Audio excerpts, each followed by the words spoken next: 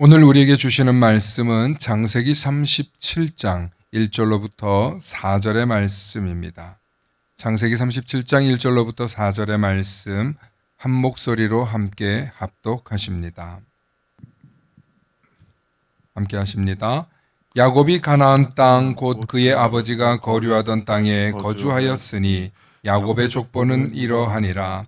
요셉이 17세의 소년으로서 그의 형들과 함께 양을 칠 때에 그의 아버지의 아내들 빌하와 실바의 아들들과 더불어 함께 있었더니 그가 그들의 잘못을 아버지에게 말하더라. 요셉은 노년에 얻은 아들이므로 이스라엘이 여러 아들들보다 그를 더 사랑하므로 그를 위하여 채색 옷을 지었더니 그의 형들이 아버지가 형들보다 그를 더 사랑함을 보고 그를 미워하여 그에게 편안하게 말할 수 없었더라. 아멘. 오늘은 야곱과 요셉 그리고 섭섭한 아들들이라는 제목으로 말씀의 은혜 나눌 때 하나님의 크신 은혜가 있기를 소망합니다.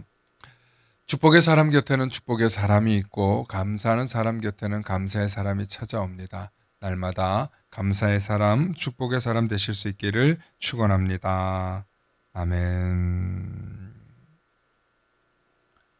오늘은 야곱과 요셉 그리고 섭섭한 아들들이라는 제목으로 말씀 나누고자 합니다. 구약성경 특히 창세기를 통해서 하나님의 구속사와 우리 인간을 향한 하나님의 계획을 살펴볼 수 있는 책이 바로 창세기입니다. 그 속에서 우리는 왜 하필 하나님이 아브라함을 택했는가? 하나님은 왜 아브라함에게서 이삭이라는 아들을 주시고 이삭을 통해서 다시 에서와 야곱에게 그리고 에서가 아닌 야곱에게 후대를 잇게 하시는가라는 질문을 하게 됩니다. 하나님의 질서는 도대체 무엇인가? 가문과 족보와 인간관계 중심이 아닌 비록 혈통 중심이긴 하지만 그러나 지금까지 우리가 알고 있는 장자 우선권의 정통적인 방식이 아니라 차자, 둘째 혹은 마지가 아닌 아들이 아버지의 전통을 계승하는 이야기를 하고 있다는 것입니다. 오늘 우리가 보는 요셉에 대한 이야기를 이제 하게 될 텐데 요셉은 장자가 아닙니다. 엄연히 말하면 11번째 아들 축에 속합니다. 그런데 하나님께서 철저히 하나님은 인물을 통해서 하나님의 구원 역사를 이끌어 가신다는 것을 볼 수 있습니다. 오늘은 야곱과 그의 아들들을 통해서 또다시 사건에 휘말리는 이야기를 함께 나누려고 하는데요. 다시 한번 야곱의 아들들의 가계도를 이제 한번 또 다시 한번 살펴보겠습니다. 우리 화면으로 준비해 주시기 바랍니다. 야곱이 있고 이 레아, 실바, 빌하, 라헬이 있어요. 저기 이 네모난 박스 그 하얀색 부분으로 보면 레위가 표시가 돼 있고 그리고 요셉이 표시가 돼 있어요. 그죠? 가문의 전통을 이어가는 인물로 요셉을 선정하기는 하지만 그러나 요셉만 쓰이지는 않습니다. 이 가문이 총 12아들들로 쓰이는데 레위라는 사람이 아주 중요한 인물로 지목됩니다. 왜 그럴까요? 레위가 나중에 모세와 여호수아의 가문이 되기 때문에 그렇습니다. 그리고 저 지파가 이제 특히 모세에 이어지는 지파인데요. 이 모세를 통해서 이스라엘 민족들을 예비하심이 있기 때문에 레위를 표현했습니다. 저렇게 보니까 또 좀 모양이 잘 안 나오는 것 같아서 다시 한번 그 사람 인물 모습으로 보여주시기 바랍니다. 야곱이 있고 밑에 이제 레아와 라헬이 있고 양옆으로 실바와 빌하가 있습니다. 저 아들들을 통해서 손주들까지, 딸 뭐 이렇게까지 포함하면 뭐 한 집안당 20명, 30명씩 저 후손들이 생깁니다. 기하급수적으로 저 자손들이 퍼져나가면서 이제 나중에 400년 후에는 이스라엘 민족이라는 거대한 인구가 탄생하게 된다는 것이 성경의 주장입니다. 그리고 그 가운데 또 유다라는 인물을 통해서 유다의 며느리인 다말의 후손 중에서 베레스와 세라가 나오고 그 아래에 다윗이 나오고 그 다윗에게서는 나중에 예수님이 나온다. 이렇게 가계도가 아주 복잡합니다.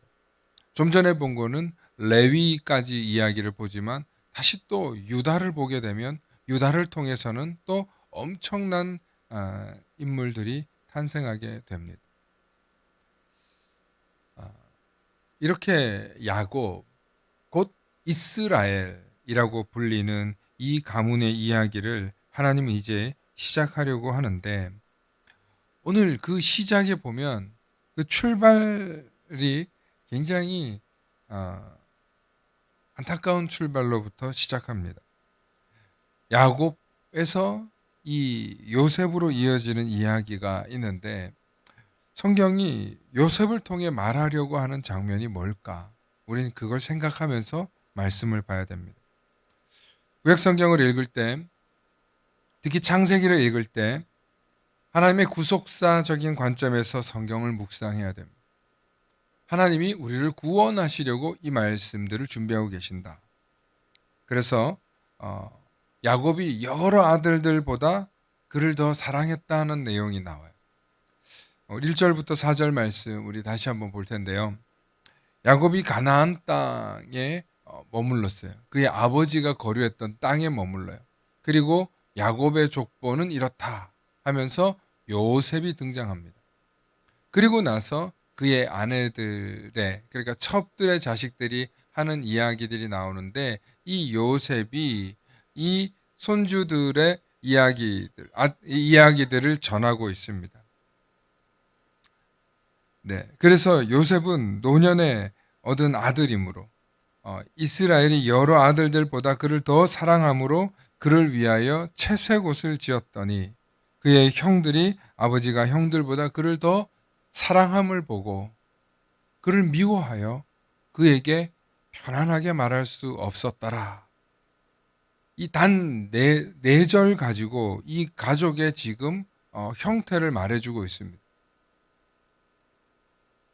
야곱이 자기 아버지가 거주했던 곳이래요. 이삭이 거주했던 곳이죠. 이삭이 거주했던 곳을 이렇게 보니까 이삭이 자기 어머니 돌아가신 그 지역에 머물러요. 거기가 어디냐면 막벨라 동굴인 지역인데, 여기가 부엘세바 근처이고, 그리고 아래로는 네게브 사막이 있는 지역이에요. 거기가 어디냐면 지금의 이스라엘로 따지면 남부 지역이에요. 그러면 남부로 맞닿는 국경이 어디냐? 애굽입니다. 애굽. 그러니까 지금 이 야곱이 머물러 있는 곳, 거기는 애굽과 아주 근접해 있는 지역에 머물러 있다는 이야기이죠. 이 땅에 머물면서 야곱은 이제 노년에 접어듭니다. 그리고 여기서 라헬은 죽었다는 기록이 있는데 레아의 기록이 안 나옵니다. 오늘 빌하와 실바 이야기 나옵니다. 그리고 그의 아들들 이야기가 나와요. 본격적으로 야곱이 매우 약해지고 있고 늙어가고 있는 이야기를 하고 있습니다. 그렇지만 아무리 늙었지만 아버지는 아버지예요. 그리고 그 아버지가 유독 사랑하는 자식에 대한 얘기가 나와요. 바로 요셉입니다. 17살일 때부터 요셉을 보는데 아버지 야곱은 요셉이 너무 사랑스러운, 그냥 사랑스러운 정도가 아니라 너무 사랑스러워요. 여러분, 자식을 많이 낳잖아요. 그러면 더 이쁜 자식 있습니다. 자식들 앞에서는 말할 수 없는 얘기지만 더 이쁜 자식이 있어요. 내 말귀 더 잘 알아듣고 내 말 더 잘 듣고 그리고 총명하고 말 잘 듣는 자식이 훨씬 예쁩니다. 그건 사람 마음이에요. 부모가 되어서 내가 차별하면 안 되지. 쟤네들끼리 시기 질투가 일어나도록 분쟁하면 안 되지. 하면서 부모가 공정하게 사랑해 주는 것처럼 하지만 사실은 자식이 많으면 그 중에서 유독 사랑스러운 자식이 있습니다. 특히 아버지들은 그래요. 어머니들은 약한 자식이 더 신경 쓰이지만 아버지들은 아니에요. 마음에 드는 자식이 더, 특히 아들 사랑하는 아버지들은 더 심하더라는 것입니다. 그래서 이 늦게 얻은 이 아들 요셉이 얼마나 사랑스러웠으면 그 전에 다른 자식들한테는 안 입혔나 봐요. 요셉한테는 채색 옷을 입혔다. 그렇게 나와요. 여러분, 채색 옷이 뭐예요? 색깔 있는 옷이라는 얘기거든요. 뭐 색동 옷 같은 거네요. 지금은 우리가 이 옷의 이 문화가 굉장히 발달해 가지고 뭐 좀 패션이 굉장히 자연스러워졌지만 고대 사회 때는요, 색깔 있는 옷은 왕들만 입었어요. 왕이나 귀족만 입었어요. 그러니까 아버지가 채색 옷 입고 그 다음에 채색 옷을 입는 애가 후계자다라는 얘기예요, 거의. 그러니까 지금 형들은 위로 7년, 뭐 최소 10년 이상 되는 그런 형들 속에서 틈바구니에서 자라는 이 야곱이 아버지의 사랑을 독차지하는데, 이 야곱이 요셉을 독차지하면서 사랑하는데, 아니 이 요셉이 하는 짓도 미워. 무슨 짓을 해요? 무슨 짓을 해요? 어? 소위 말하면 고자질 하잖아요. 고자질. 어? 형들이 저 멀리 가서 딴짓 하는데 몰래 몰래 딴짓해. 그 중에서 루벤이 무슨 짓 해요? 어, 실바하고 동침하는 그런 이야기 나오지 않습니까? 여러분, 요셉이 아버지의 찐사랑을 받으면서 나는 아버지에게 더 잘해야 되겠다. 그런 생각을 가졌던 것 같아요. 그러면서 형들의 잘못, 그리고 이 첩들의 잘못을 아버지한테 낱낱이 구하는 거예요. 그러니 안 그래도 사랑을 받는데 아버지한테 또 고자질하는 이 간첩 짓을 하니까 형들이 얼마나 미웠겠습니까? 그런데 여기서 우리는 여러 가지 문제점을 발견하지만 가장 큰 문제는 사실은 아버지가 한 아들만 특별히 사랑하는 것이 문제가 된다는 것입니다. 고대 사회는 고등교육을 받는 게 아니에요. 아버지가 살아온 그대로의 삶의 경험이 곧 법이고 질서예요. 고대 사회는. 아버지가 사냥꾼이면 자식도 사냥꾼이에요. 아버지가 유목민이면 자식도 유목민. 아버지가 농사꾼이면 자식도 농사꾼. 아버지가 군인이면 자식도 군인의 길을 걸어가는 거예요. 그러니까 아버지가 곧 법이요, 길이요, 질서예요. 그런데 그런 아버지가 한 자식만 유독 사랑하면 다른 자식들이 위축돼요. 심지어 이 친어머니들이 다 다른 그런 자식들끼리 모여 있으면 반드시 파벌이 생길 수밖에 없습니다. 그런데 야곱이 가장 사랑했던 게 라헬이래요. 그리고 그 라헬의 맏아들인 요셉을 유달리 사랑하는데, 라헬이 베노니 하면서 죽은 아들이 있어요. 누구요? 베냐민. 야곱이 베냐민도 있는데 요셉을 이렇게 마음에 두다니요. 아마 그 과정에서 형제 간에는 더욱더 미성숙한 갈등들이 일어났을 것입니다. 여러분, 성경이 무엇을 말하려고 이렇게 갈등을 일으킬까요? 아버지가 한 놈만 유독 사랑하고 이 한 놈은 또 아버지한테 형제들의 갈등을 고자질하고 형제들의 문제를 고자질하고, 결국에는 형제들이 갈린다는 것을 이야기하는 거예요. 형제들끼리 하나가 될 수 없고 형제들끼리 뿔뿔이 갈릴 수밖에 없는 가문이 된다는 것입니다. 오늘 본문을 통해서 우리가 이해할 점은 부모나 자식과의 관계에서도 어느 한 사람을 특별히 사랑하게 되면 큰 문제가 된다는 거예요. 요즘처럼 가족이 많지 않고 적을 때는 크게 문제가 돼요. 쉽게 상처를 받고 쉽게 오해를 합니다. 평상시에 아무리 잘 대해줬어도 누구 하나 편애하면 가족은 갈립니다.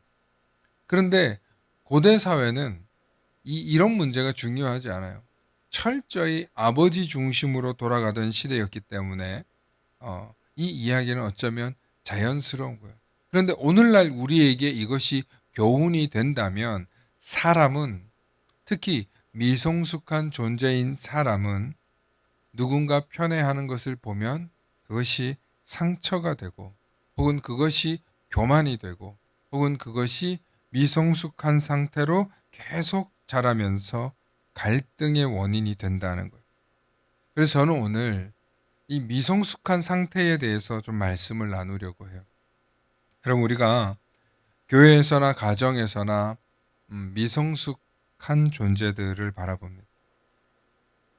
가정에서 부모는 자녀들을 바라볼 때 자녀들이 아직 미숙한 존재라는 생각을 하기 때문에 틀 안에서, 가정이라는 울타리 안에서 보호하고 지켜주고 또 양육하고 돌봅니다. 부모의 입장에서 보면 자식은 언제까지 미성숙할까요? 제가 듣기로는 평생 그렇답니다. 부모의 눈에는 항상 부족해 보인다는 거. 그러나 우리 사회적으로 평균적으로 볼 때는 아마 자녀가 출가하기 전까지는 정말 미성숙한 혹은 미숙한 존재로 보는 것이 맞습니다. 왜냐하면 경험이 그만큼 미진하기 때문입니다. 자녀를 낳아본 것도 아니고 자녀를 길러본 것도 아니기 때문에 부모 마음을 거의 모릅니다. 그런데 지들도 나가서 결혼하고 자녀를 낳아보면 부모가 얼마나 고생하며 나를 키우고 돌봤는지를 알게 되죠. 그때 비로소 부모의 은혜도 제대로 아는 것 같습니다. 마찬가지로 교회에서도 미숙한 존재가 있어요. 미성숙한 존재가 있어요. 뭐 결혼은 못한 아직 청년들이나 우리 자녀들은 당연한 거고요. 교회에 결혼을 했음에도 불구하고 작년이 되어서 교회에 오시는 분들이 있어요. 그러면 이런 분들도요, 미숙한 존재로 봐야 돼요. 미성숙한 존재로 봐야 돼요. 이게 무슨 의미냐면 아직 믿음의 뿌리를 깊이 내리지 못한 사람들은, 세상에 살고 있는 믿음의 뿌리를 깊이 내리지 못한 분들은 아직 미성숙한 존재라는 거예요. 우리가 미성숙한 자녀들을 돌보는데 얼마나 많은 시간이 걸립니까? 출가하기 전까지니까 최소 25년에서 거의 40년 걸립니다. 아마 대부분의 부모님들이 자녀들을 그래도 이제는 내 자식 어디 가서 지가 알아서 잘하겠지 하는 그런 나이가 되려면 최소한 3, 40은 넘어야 될 것입니다. 평생 부모는 자식을 바라볼 때 뭐 더 도와줄 거 없나 하는 마음으로 돕는 것도 여전히 마음속에 깊은 곳에는 자식이 뭔가 부족할 거다라는 생각이 있기 때문입니다. 그게 사랑이죠. 그게 부모의 사랑입니다. 한없는 사랑으로 자녀들을 사랑하는 것처럼 교회도 마찬가지예요. 성도님들이 오면 그래도 하나님의 은혜를 먼저 받고 성숙한 은혜를 받은 그리스도인이라면 아직 자신이 미숙한 상태인지를 모르는 그런 성도들. 왜 교회에 처음 와서 이게 뭔지 저게 뭔지 궁금한 것도 많고 뭐 어떻게 해야 되는지 잘 모르는 분들이 있어요. 왜 그러냐면 모든 게 믿음의 눈으로 봐야 되기 때문에 뭔지 잘 이해가 안 되는 거예요. 그래서 교회에 처음 오시는 분들이나 신앙을 쉬었다가 오시는 분들이 미숙한 상태인 것을 우리가 알아야 돼. 알고 대해야 돼. 마치 부모가 자녀를 사랑하듯이 성숙한 믿음을 가진 교육자들이 또 리더들이 성숙한 마음으로 그 처음 교회에 오신 분들을 잘 돌봐야 돼. 왜냐하면 아직 믿음이 그만큼 뿌리 내리지 못했기 때문이라. 문제는 이 믿음이 뿌리 내리지 못했기 때문에 믿음이 부족한 줄 알면 믿음이 더 쌓일 수 있도록 더 배워야 할 텐데 믿음이 부족하기 때문에 쉽게 포기해요. 쉽게 간둬요. 쉽게 그만둬요. 교회 모든 일들은요, 믿음이 장성할 때 할 수 있는 일이에요. 그냥 교회를 오래 다녔다고, 내가 뱃속에서부터 교회 다녔다고 아무 소용없어요. 믿음이 장성해야 그 성도가 다른 성도도 양육할 수 있는 그런 성숙한 그리스도인이 되는 줄로 믿으시길 축원합니다. 우리가 부모의 속을 자식들이 모르잖아요. 지가 집에로 나보고 길러보고 고생해 볼 때, 우리 부모님이 이렇게 하시면서 참 어렵게 우리를 키우셨구나. 그거 그때 알아요. 크는 동안 부모에게 이렇게 효도해야지 저렇게 해야지 말로 암만 떠들어도 부모의 마음을 모르고 하는 효도는 사실은 자기 만족이에요. 그런데 정말 부모님이 날 위해서 얼마나 희생하고 고생하셨는지 내가 겪어보니까 어버이의 은혜가 하늘보다 높고 바다보다 깊고 우주만큼 태상보다 높다, 그런 표현들을 하게 되는 것입니다. 성도들도 마찬가지예요. 우리가 교회에 와서 하나님의 은혜를 경험하고 하나님께서 내게 베풀어 주시는 그 은혜를 깊이 경험하면, 그래서 우리의 믿음이 쌓이면 저 사람이 지금 저렇게 믿음 없는 소리를 하는구나. 불평불만 이야기하는 거, 믿음이 지금 떨어졌구나. 저 사람의 믿음이 채워져야 되겠구나. 그래서 옆에서 믿음의 언어를 말하고 소망의 언어를 말하고 신앙의 언어를 말하면서 그 사람이 눈치채도록 깨달을 수 있도록 중보하고 기도하고, 때로는 믿음의 얘기를 해도 들어가지 않을 때가 있어요. 우리 성도들 옆에 있으면서. 혹은 처음 교회 왔지만 정말 믿음의 말이 뭔지도 모르는 분들이 있어요. 그럴 때 우리가 뭐 해야 돼요? 사랑해줘요. 응원해줘야 돼요. 근데 그게 하루 이틀로 되냐고요? 안 돼요. 시간이 걸려요. 우리 교회 학교 아이들 양육하는데 오랜 시간이 걸려요. 학교에서 이렇게 신앙생활 해야 된다. 학교에서 밥 먹을 때 너희들 기도하고 밥 먹어야 된다. 여러분, 그게 쉬운 일 아니에요. 우리는 쉬운 일 같지만 애들한테는 어려운 일. 훈련되어야 가능한 거예요. 내가 기독교인이고 내가 교회 다니는 자긍심이 있고 내가 예수 믿는다는 자부심이 있지 않으면 하기 쉽지 않습니다. 당연한 거라고요? 여러분, 당연하지 않아요. 신앙이 그렇게 아이들 몸에, 우리 자녀들 몸에, 혹은 아직 처음 교회에 오신 분들한테 자연스럽게 몸에 뵐 때까지 얼마나 많은 시간이 걸리겠어요. 그 기간 동안 우리가 뭐 해야 돼요? 인내해요. 인내 속에서는 뭐가 반드시 필요하냐? 사랑이 있어야 돼요. 차별하는 마음이 없어야 돼요. 너는 더 이쁘고 너는 덜 이쁘고 이게 아니라 끝까지 사랑하고 견뎌주고 인내해줘야 돼.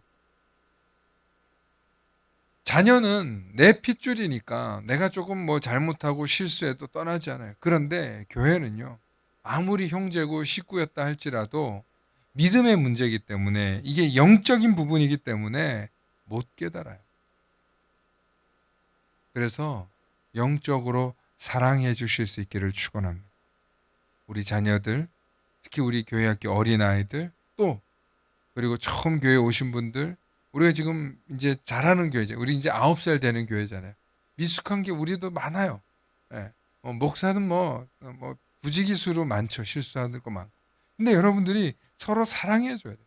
그리스도 공동체 안에서 하나님이 우리를 사랑하듯이 여러분들이 받으신 사랑으로 우리가 새로운 성도들을, 또 성도들끼리 서로 사랑하면 이 교회는 사랑으로 성숙한 교회구나. 사랑으로 인내하는 교회구나. 그렇게 교회에서 서로가 형제의 모습을 볼 때, 서로가 자매의 모습을 볼 때, 그렇게 예수님이 우리를 인내해주고 예수님이 우리를 사랑해 주시듯이 품어주고 사랑하면 그 교회는 풍성하게 성장하는 줄로 믿습니다. 여러분, 농사를 지으면 곡식을 땅에 심어요. 제가 언제 자라나 하고 쳐다보지만 어느새 하늘에 비가 오고 바람이 불고 지나면 어느새 곡식이 자라죠. 그것은 1년 안에 일어나는 일이에요. 참 쉽죠. 어떻게 보면 1년 안에 결과가 바로 나오니까. 그런데 사람 농사는 그게 아니에요. 10년이 걸려도 모르고. 때로는 우리 그런 말 있잖아요. 우리 속담 중에 진짜 나쁜 말인데 머리 검은 짐승은 뭐라 그래요? 그래서 머리가 빨리 하얘져야 돼. 어? 머리 검은 짐승은 뭐라 그래요? 우리나라 말에. 거두는 게 아니라. 예.